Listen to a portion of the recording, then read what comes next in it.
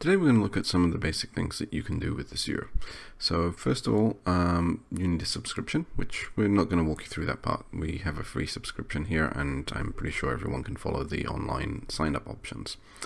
So within your subscription, you can click on subscriptions and see your subscription ID. Now that's something that you're going to get asked a lot when you're configuring resources, so it's important to know how to find that.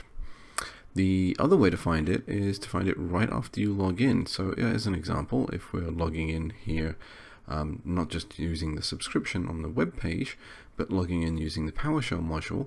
So first of all, you need to install the PowerShell module, and you can do that by doing install -modules AZ. Should be showing at the bottom of your screen right about now.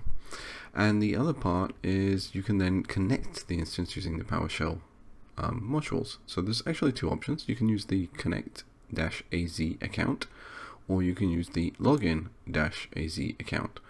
Now both of them are going to bring up this nice little web portal.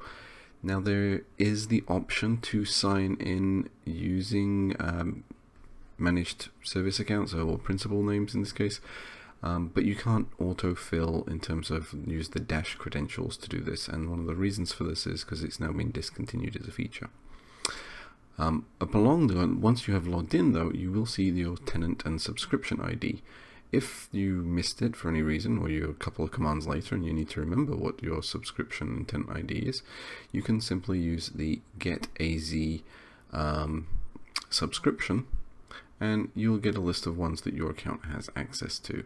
And that's a pretty straightforward way of being able to get the tenant ID and the resource ID. So you don't need to worry if you've forgotten it.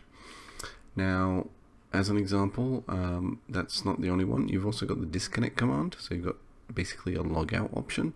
So disconnect AZ, and you've also got a logout AZ account.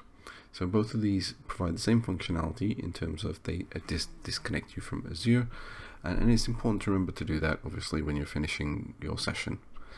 So hopefully you found this useful. If you didn't, you know what to do, and if you did, please consider subscribing.